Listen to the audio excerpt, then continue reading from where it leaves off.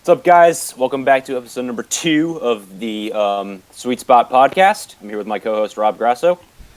Hello, everyone. And today we have a very special guest. He's a senior at Oratory Prep, a right-handed pitcher, and a good left-handed bat. Please welcome Mr. Cole Weintraub. Thank you guys for having me. I really No appreciate problem. it. The link to his podcast, Die for the Pylon, will be in the description. Thank you guys. Of course. All right, so first and foremost, once again, congrats on getting into Syracuse. If you did not know that, you. guys, already. Yep. Big You round guys. of applause, guys. I got you. So, if you don't mind me asking, what made you choose Syracuse? You know, from the jump, it was really a school that like popped out to me. When I was younger, I would hear all about like the communications program at Syracuse, and yeah, I always had it in my mind. But when I was like visiting schools, it was the one school I didn't visit.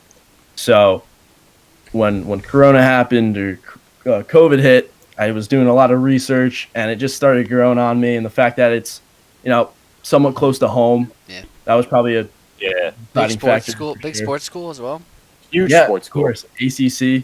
So I just felt like that's probably like the best fit for me when it comes to like I mean, geographically and where I'll just fit best. And I've made a lot of friends so far, and it's just been really cool. So I'm really looking forward to I mean, it. it seems Yeah. perfect for you because like you want to write about sports and stuff, and I feel like that's Yes, like a really good atmosphere to do it in. Get a lot of basketball, some football. Oh yeah, well, I don't know, basketball, is Syrac- football. We don't have a Syracuse- baseball team. Oh, they don't have a baseball team. Wow, I'm shocked. No baseball. Oh, I team. thought they did. I was about to They ask, did. are you going to cover baseball? But I guess they don't. Well, here's the thing: Syracuse hasn't had a baseball team since the early '70s. Oh, wow. But they have a club baseball team, which is pretty important. Oh, yeah. Like they travel. They played in Tampa a couple of years ago. Like they go around. Can you guys hear me? Yeah, I Yeah, can hear you. yeah, we can hear Okay, you. cool. You're good. And so yeah, but there is the Syracuse Mets, which is their AAA affiliate. Oh, okay, Oh, yeah, yes, yeah, I yeah. know that. Yeah. Which is gonna be cool. I might try to. Oh, Sasha contact Rianza that. there. Hey, Nice. we like that. Hey, I could be your photographer, no problem. Hey, there you go. So yeah, I mean Syracuse. I think it just lists everything that I want. The baseball team, that's a slight disappointing, but whatever. Yeah. All right. You can deal with it. Yeah. Yeah. Yeah. All right, Rob, do you have a question? Well, besides I don't know. Do you wanna? I'm guessing journalism is probably on your range. Yeah. So What do you think you're gonna really go into? Yeah. With that. my major's title is broadcast and digital journalism. So Mm. what I'm thinking is I want to get into broadcast. I want to learn how to broadcast because I've always wanted to do that ever since I'm little. I like sit in front of my TV playing MLB The Show or whatever and just like start broadcasting the game, or I'll turn off Michael Kay because I'm not a big fan of him, and I'll just start. Yeah. I'll just start rolling off the Yankees broadcast. So it's something I've always wanted to do.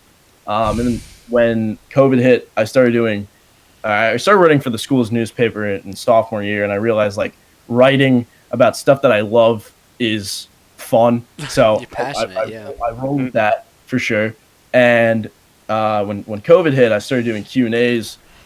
I would, over DMs, like I interviewed Aaron Hicks, Torrey Hunter, Jesus Luzardo, just to name a few. But yeah, writing those Q&As were really fun. And, all together, I can write on the side. I don't have to at Syracuse, the first thing they told me was, we're going to teach you guys how to write because you have to know how to write. It's pretty important. Yeah, you're gonna need it at some point in life. So having that skill and then going with the broadcast, I want to be as versatile as possible and that sounds. shoot for the stars. Great. I also think you got off to a good start because you were able to get big names like Hicks and Torrey Hunter. Yes, sir. Yeah, I was pretty surprised. Hicks was my first one. I remember seeing the notification. I did read that, yeah. That one was really good. Yeah. Mhm. Thank you. Yep. I remember I seeing the appreciate notification and being like, "Holy mackerel!" Like Holy mackerel! I love that. So yeah. Well, right, so unfortunately, Mr. Weintraub is the part of the evil empire, Yes, which sir. I'm not very fond of. No. I But mean, I kind of was too. I kind of grew up a Yankee fan, like Okay. until yeah. So I was like I have a quote unquote Yankee fan. I didn't really care, but then I Mhm. became a Dodgers fan. I did a report on Jackie Robinson when I was about 10, and so then I Mhm. started liking the the Dodgers. famous, Yeah, yeah. that's I swear that's actually how No, it happened. I Yeah, believe you. I've heard you say that yeah, before. I I've totally heard believe you. that. yeah. So Cole, as a Yankee fan, what is your favorite memory? Oh, wow. I probably go on. I probably go on for hours about this, honestly. You know, my first year, I remember glimpses of like watching like '07 and '08. Mm. But, like hmm I started watching religiously in '09, and like it wasn't Oh like yeah. I started watching in the postseason. Like it was game one. It was Jorge Posada hitting the first home run at the new Yankee Stadium. Oh And okay. it was pretty ironic. Like I wasn't actually there, but it was pretty ironic how it was like new stadium. I start watching. hmm So that '09 season was so memorable. Once again, I could talk about probably for hours about that '09 team. Yeah. Really, in the postseason, um, I Rob, sorry. No, it's fine. You can keep going. Oh yeah. So yeah, that World Series, I believe it was Game 6. I mean, there were so many big home runs. I was always going to sleep early. I was in the first grade, so Yeah, I was in kindergarten. I don't remember a Yeah. thing. I can't say that I watched. right. So I was like playing with my Transformers. I didn't remember a thing. right. So I remember Pedro pitching for Philadelphia and Matsui just obliterating him. Who's your daddy? Exactly. And I never saw, that was the first time. I mean, I'd seen Pedro pitch like highlights of him in '04 and, whatever on the Red Sox. 99. Yeah, exactly, in the Yeah. All-Star game, right. So yeah, seeing Matsui just light up Pedro was a very fond memory for me. A couple years later, Derek Jeter's 3,000th hit. Oh, That that was was epic. Yeah. Yeah, That was epic. awesome. I remember Against the Rays, he- David Price, right? David Price. Yep. David Our Price. I Price. remember he needed the hit. It was the last game I think of the homestand, and he was, needed yeah. 2 hits. Right. So he got the hit. I think he led off the game with a hit, and then in like the third or fourth inning, I remember he got a hit, and I remember going outside and like reenacting it with like a wiffle ball bat. Like I loved doing that when I was younger. I was so happy for Jeter. Like that was awesome. And then, there's definitely things. You got to put his walk off in there too. Oh yeah, yes. yeah, For totally. sure. I remember watching that game. That game was Yeah. awesome. I Yeah. remember I was watching that with my mom and dad, and like both of them were like tearing up, and it was just awesome.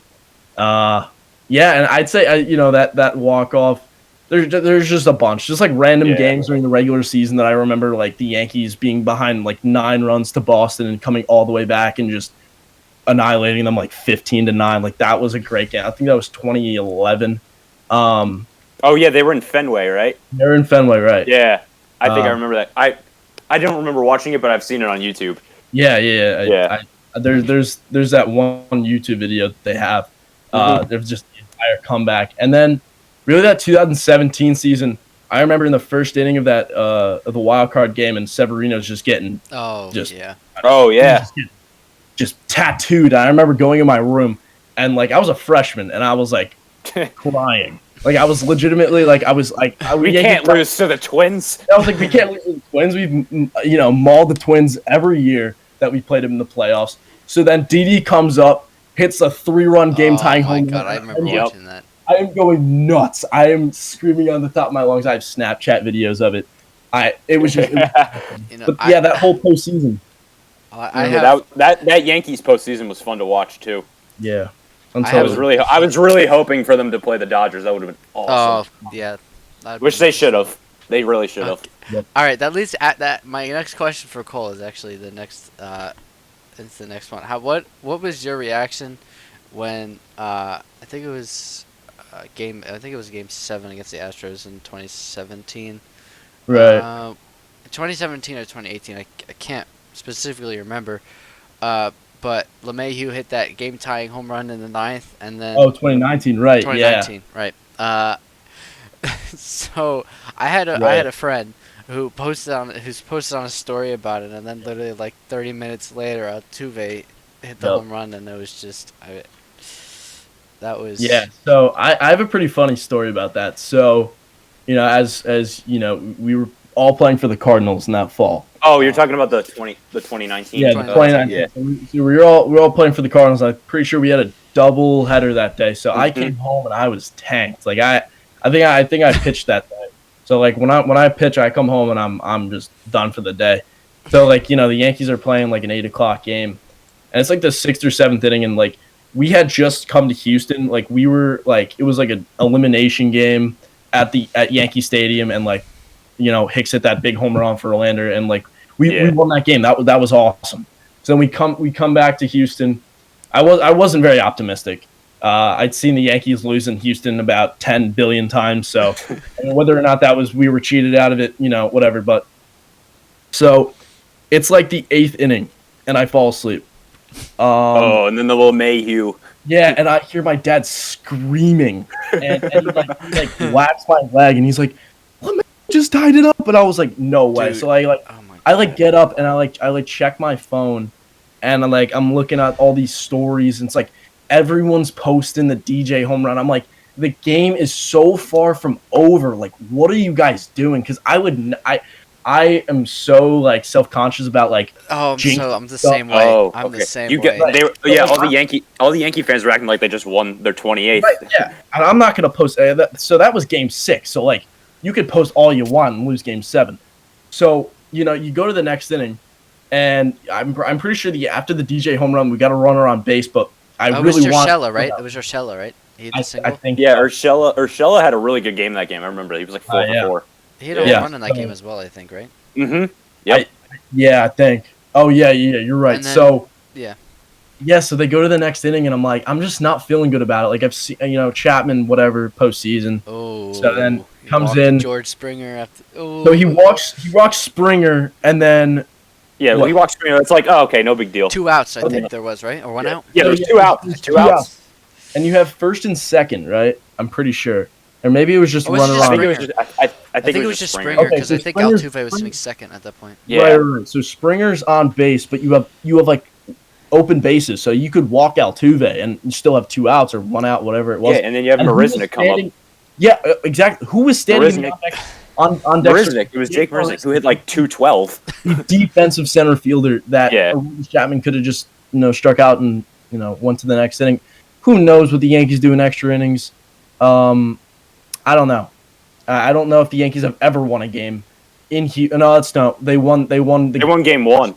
Right. That was massive. They won game 1.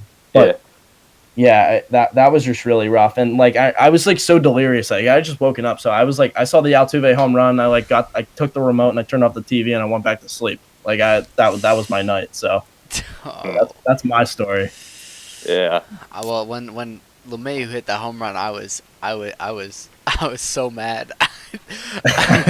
I was furious. But then then Altuve came up with the home run, bro. Like cheated or not. I mean, I was happy anyway.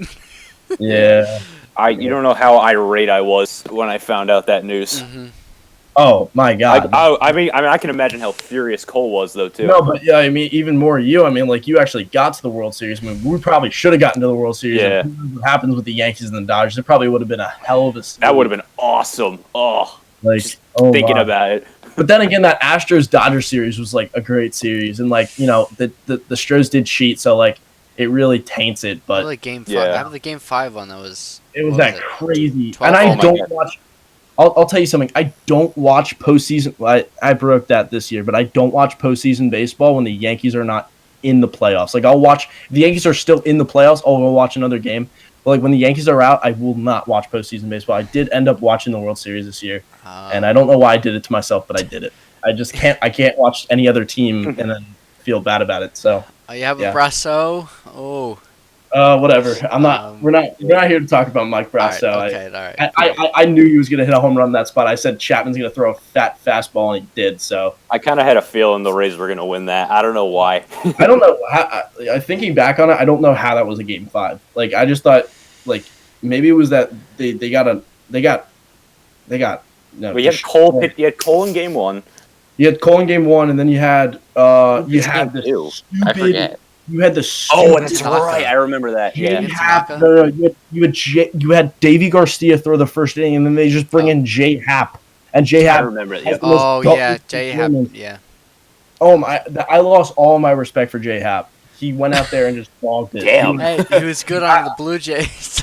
Yeah, whatever. Thanks. I mean, he was actually pretty decent for the Yankees in the regular season. Like, he ate up innings, and that's all his role was. But like, he comes into that game and like, oh man, it's just he just looked lost out there. And then Stanton hits that home run off glass now. And like, Stanton had a really good postseason. And I remember Angel Hernandez behind the plate. Don't even get me started with him. Oh, that was awful. I remember that call. Bro. I think everyone does, but like. Yeah. Ooh, I have a burning passion towards that guy. That guy. The thing is, though, too, Angel Hernandez thinks he's good. Like that's why we hate him. Oh yeah, like He's right. He's delusional. Yeah. He has this problem with Joe Torre. Like Joe Torre, like when he was on the Yankees, he did something, and then like he didn't give Angel Hernandez any postseason games, and he's like the president, so he does those things. He makes the decisions. So yeah, he didn't give Angel Hernandez a playoff game, and he like had this rage. So, I don't think he should be in the postseason. They should just banish him. Yeah, I agree. I'm pretty sure he called. Pretty sure The stakes are too high. The opening game for the 2020 season. I'm pretty sure he was calling that. The Nats. He was. Yep. I remember I told Devin that. I was like, the umpire's pretty tall, and they said. I think like who was pitching for the? I think it was Cole was pitching. Cole. Yeah. He threw like an outside. It was the fastball. It was outside. 3 inches off the strike zone, and he like called it a strike. I was like, okay. And it was the end of the inning. I was like, oh, okay. Okay. 2020. Yeah. Whatever. And the game got delayed. That was the most 2020 thing ever. That was. Oh yeah. Yeah. And like they won, like they barely played, and they still won because it was like COVID rules. Or yeah, I think they played 5 innings, and then it rained. Yeah. Yep. Well, we have spring training. I will be starting around the corner. Exciting. We got some new faces on new teams.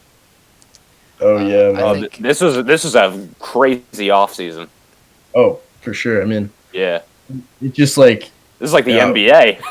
Yeah, exactly. With COVID and everything, like everything became harder, and I thought we were going to see, smaller contracts. You saw a lot of teams like being a little hesitant towards the money they were spending. Like, well, I would say the Yankees, but I mean, I feel like I don't know. I wouldn't say the Yankees were hesitant in money. They're just trying to stay under the luxury tax. But now this is a year where the Dodgers don't care. Yeah, like everyone lost money this year. The Mets lost money, and then they just got a bajillionaire owner. So they were the only team that really benefited from this. I don't know if you would say benefit from the COVID year, but they really benefited just from their new owner, Steve Cohen. But yeah, totally a lot of new faces. Not too many with you got a couple with the Yankees, but I mean they signed. You get Corey Kluber, minor league, minor league deal. You got Kluber, you got Tyone, you got Darren O'Day. But I mean, you know what I think the Yankees need? I know they re-signed Gardner, but I think they need a lot more left-handed bats. Oh my God, dude! They play at Yankee Stadium. The reason why the Yankees were so good in the early 2000s, 2009, because they had left-handed and switch hitters who could just pop the ball out to right field, and they would. But like they got a bunch of guys who are right-handed hitters. Like, don't even get me started with Stanton. I'm not a big Stanton fan. So like seeing Stanton out there hamstringing the Yankees and like the amount of money he makes, like the Yankees could make so many moves if they didn't have Stanton, and it's really disappointing. But yeah, do you think Judge is going to stay healthy this year? So in the off season, supposedly he started a new workout program with an emphasis on yoga. So really what it is these guys are so strong, and like they're so prone to injure like an oblique or a groin or a hamstring, So if they're not constantly, lifting in the off season and they like just let their bodies kind of rest, I think it'll definitely help. Can I sit here and say that Judge is going to come in and play 140 games? I can't because I don't know. But I'd like to think so. I'd like to think he's going to play. I'd love to think so too. I want to see Judge play. I mean, yeah, and like Judge is a guy that like I don't know how you could really hate the guy. I mean, like he's just like Jeter. He reminds me so much of Jeter. Yeah, he's humble, but like the guy's got to stay on the field, and that's like if he doesn't stay on the field, the Yankees are gonna bother extending. He's humble and he's got like low key swagger like Jeter. Yeah, he's got swagger. So like if he can't stay on the field for the Yankees, they're not gonna end up extending him because he's not gonna be worth that money. Are you surprised? Are you surprised they haven't extended Glaber? Oh yeah, it's true. I mean, here's the thing. It's been weird for Glaber because Glaber's been playing out of position, and like Glaber has a year like last year, he makes the most errors of any shortstop. So it's like, I think they're being patient with it, and I think they told their players to be patient with it because where their money's sitting at right now. So I think they're just going through the arbitration years. I'd say you probably expect him to get extended maybe in a year or two, but he's got a lot of years of control. So I'm not too. He's only 24. Evan, what do you think? What do you think of Corey Seager? Why do you want to mention that? Well, what Seager said the other day, we was like, I don't want to talk about it. That's just, I mean, Corey Seager doesn't really, spend a lot of time with the media, so I don't really want to get too much. Yeah, I don't know. He's kind of introverted. He doesn't really like expand with the media, so I don't really want to, think that he's gonna leave the Dodgers. Yeah, I'm in denial. The Dodgers are spending so much money. Yeah, they're above the luxury tax though. Yeah, right. So you got AJ Pollock, you got David Price.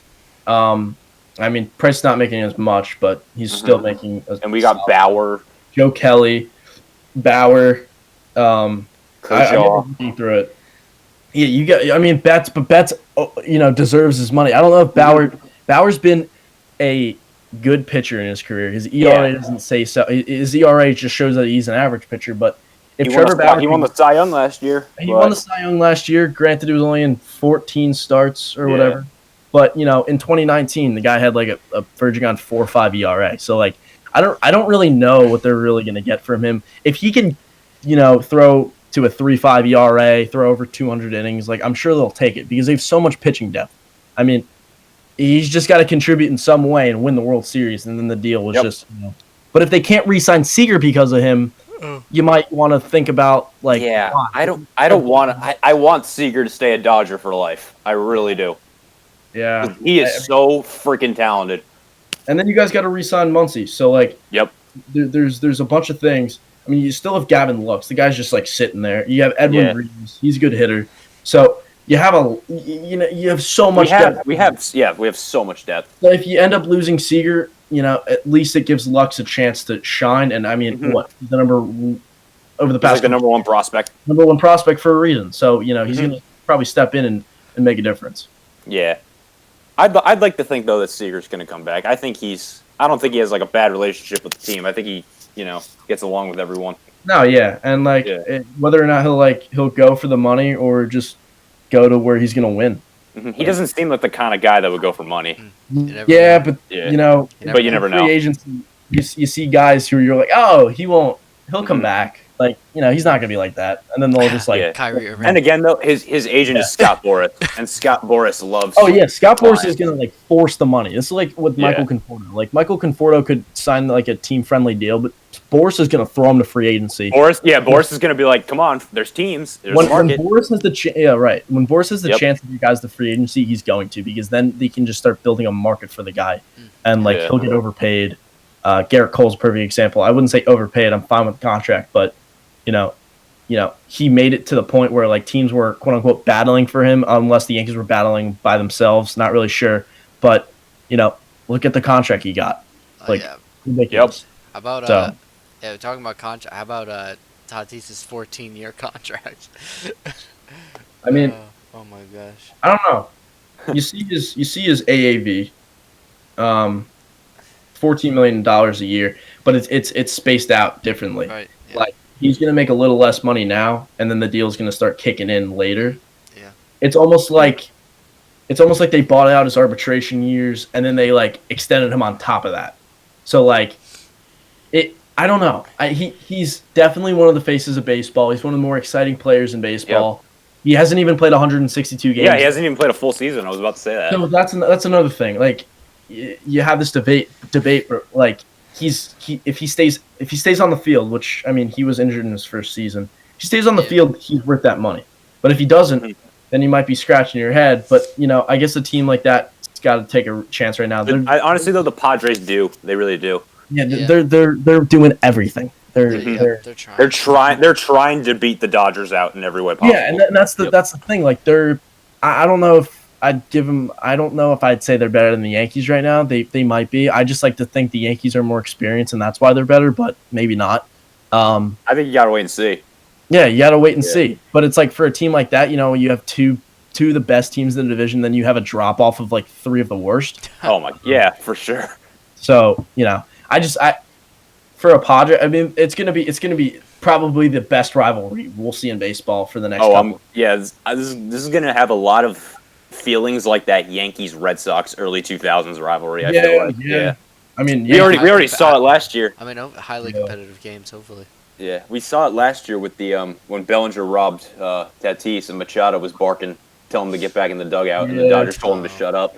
Yeah, and that glove was the glove spike, right? Oh yeah. Brusdar Graterol was going crazy, and Machado was like, "Shut up, get in the dugout." Those guys are nuts. Machado's nuts. Graterol's kind of nuts. You know, Bellinger's. Graterol's just Bellinger's high all the time. Yeah. He's so baked. He's just in the clouds, man. He's in the clouds. He's trying to hit the ball in the clouds. The only thing that matters is that he's good at baseball. So hey, I'm not. Who cares? He's not high during the games. He's not high during the games. He's only high off the field. Yes. I mean, sure. Yeah, I mean, he said that on Jimmy Kimmel, so I believe him. Yeah, I don't. Yeah, that was pretty funny. I'll admit that. That was pretty. Yeah. Funny. Well, do we have anything else on our agenda? I mean, Vladdy lost 42 pounds. I like that as a Jays fan. Yeah, I mean, you know, with him, he's, you know, we've seen the power. Right. He can really put. He can really, you know. He's got a body. He's a unit. Yeah. And when he puts the bat on the ball just flies. So, you know, if he can add more versatility, if he's able to play third base, which I know he wants to do. So you look at that infield, and you got Rowdy Tellez at first. Whether or not you want to keep him there. My guy. Yeah. So then you got supposedly Semion's going to play second. Now Semion's an interesting guy because Semien was turning into one of the better defensive second base or shortstops. Yeah. He was one of the worst, and then all of a sudden he was the best. So then they move him to second base. I'm not sure if I'd like that. Yeah. But then again, you don't want to. You know what? It's probably because of Bo Bichette. That's. Yeah, totally. You don't want to mess with Bichette's development. So you want to keep him in his prime position for where he'll be, you know, for the next 15 years, hopefully next 12 until he turns into a corner fielder. But, you know, and then you got Bichette there.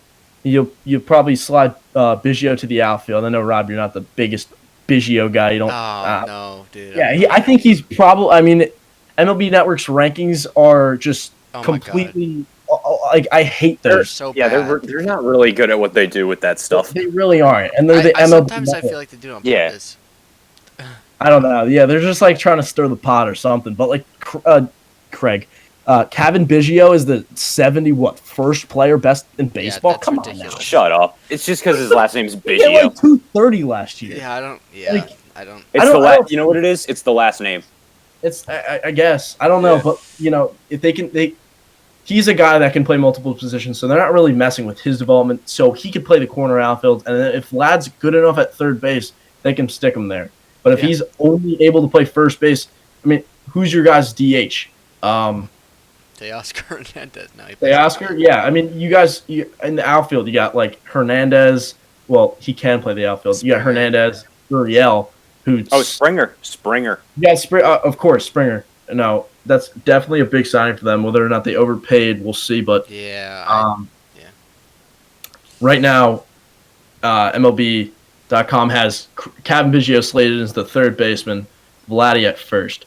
I mean, I think that adds another left-handed hitter into that lineup because it's pretty right-handed heavy. You got an outfield from left to right. You got Gurriel, Springer, and Grichuk, and then you got Teoscar as the DH.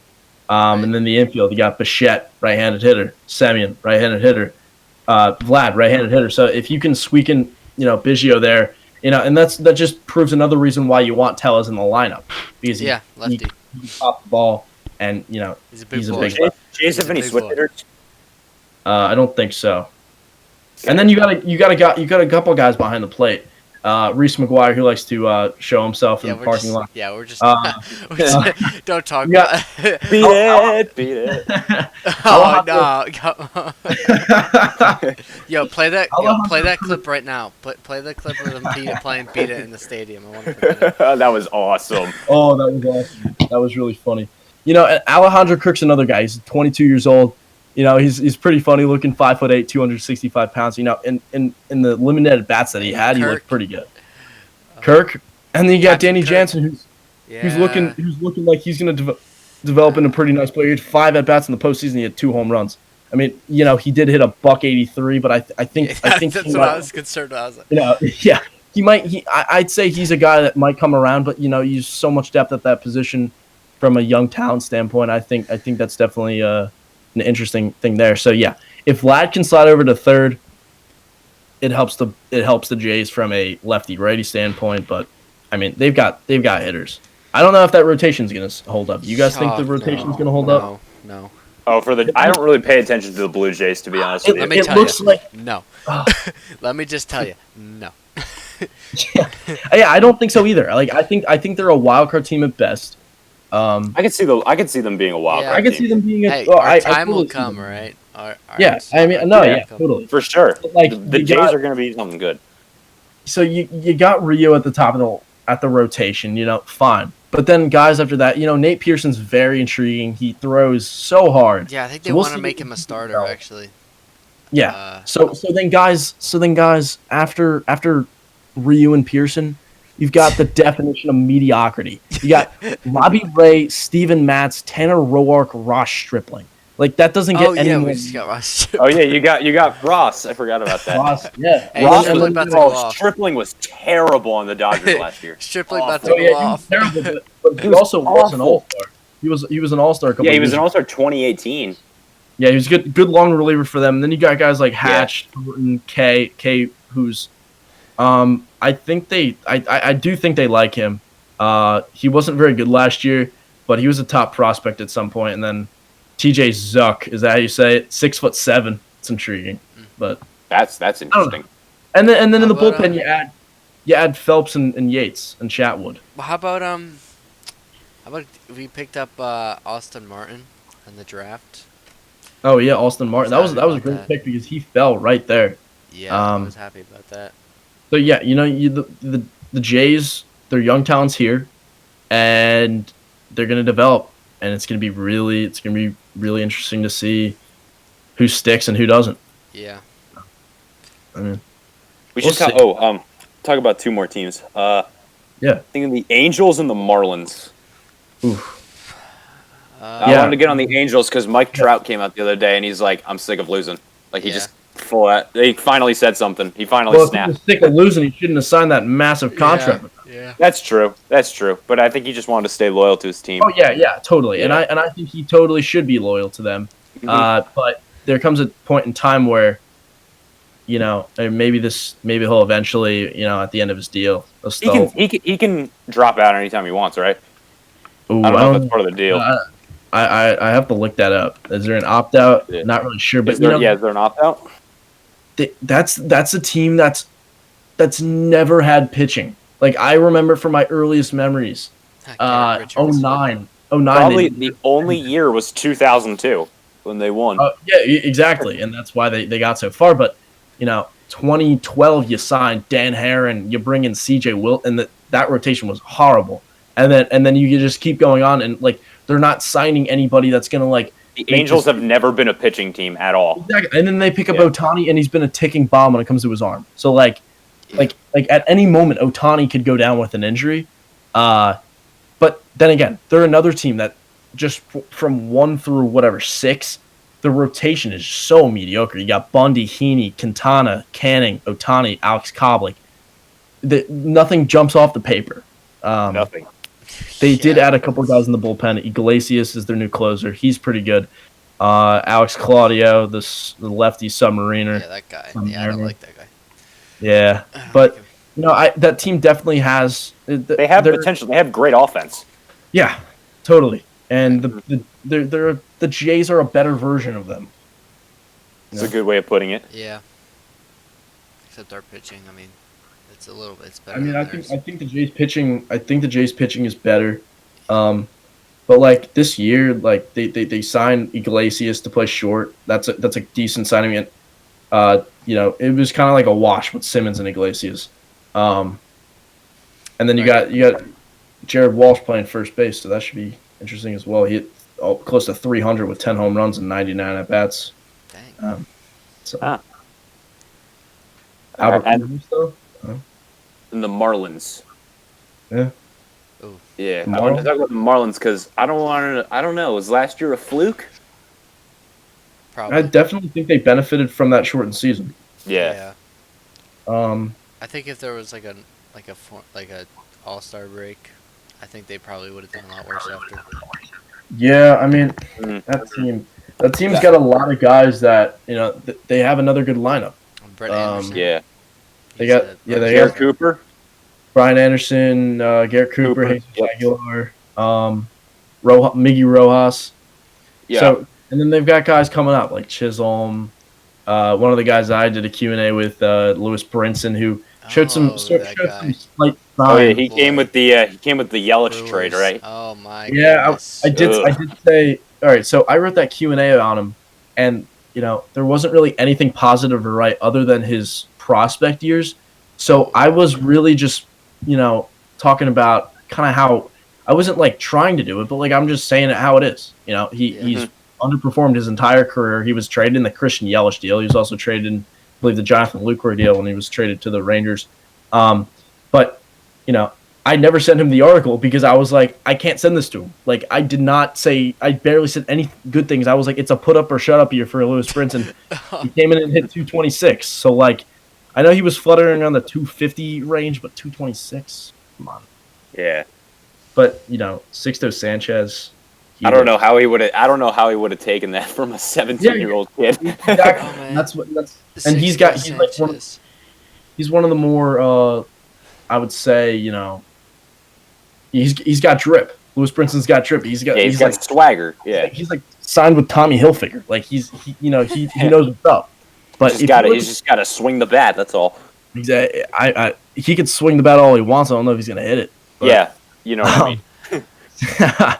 But their rotation. You got Alcantara, you got Pablo Lopez, and Sixto Sanchez is a guy that I really enjoyed watching pitch last year, and I like it when they beat the Mets. So it's a win-win. Oh yes. Another thing. What are your thoughts on Mets fans? Do you think they overreach? I think they overreach a little bit. Mets fans. Yeah. No offense to any. They do. Because they get their hopes up and then they get their dreams shattered. Yeah, I don't know. I feel like some of them have come to the realization that they are the Mets, but then they make moves this offseason. And it's really going to be interesting. Is Francisco Lindor going to have a similar 2020 season, or is he just going to come back to the player? I mean, I'm not worried about him, but you get that rotation. The Mets have an awesome rotation. They do. Yeah. And if everyone they just need offense. Yeah, if the Mets can pitch to who they are, if Syndergaard can pitch to a 3.4 ERA, if Stroman can just eat innings and not pitch to a 5 ERA, I'm pretty sure they'll be satisfied with that. Carrasco's another guy who's done really well. Cookie. But the Mets' biggest issue is their defense. The Mets are one of the worst defensive teams in baseball. I know they just added Lindor, but that doesn't take away from the fact that right now probably their opening day center fielder, it's between Pilar and Nimmo, but Nimmo's not. Do they still have Marisnik? I'd probably get Pilar. I think they lost on Marisnik, but they signed so many center fielders in the offseason. They signed Pilar, they signed Albert Almora Jr., and they also signed Malik Smith. they have a bunch of guys. But Dom Smith in left field, that's going to be horrible. They also have Jonathan VR, who I just completely forget about. They signed. They got a lot of depth. Definitely upgraded when it comes to defense behind the plate with James McCann. They also got prospects with Khalil Lee, right? Khalil Lee, right? He's another guy. I've talked about him on my podcast. He's a guy that works deep counts, but his swing and miss rate is very high. So when you're working deep counts and your swing and miss rate's high, you're going to strike out a lot. But he's another guy that he stole 53 bases in 2019 in Double-A. So that's intriguing. And if he can develop the power, he could definitely be a 2020 guy if he's in the right system. And so the Mets just got to swing it. The Mets just got to swing it and play defense, and I don't think they're better than the Braves at the moment, but I don't think anyone in the NL East is better than the Braves. I don't either. Mets also picked up Taijuan Walker and Joey Lucchesi, so a lot of depth for sure. Well, I don't have anything else. I don't think I have anything else either. Well, I had a lot of fun talking to you guys. Yeah, this was a blast. Too. Yes. Yeah. Always. Hey, talking baseball is talking baseball. I'm not gonna complain.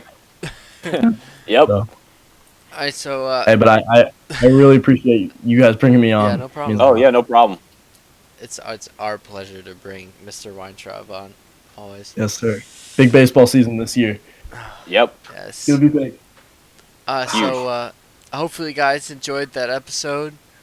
We'll see you next time. We'll see what kind of content you'll get next, and that's all. And we'll see you next time. Take care, guys.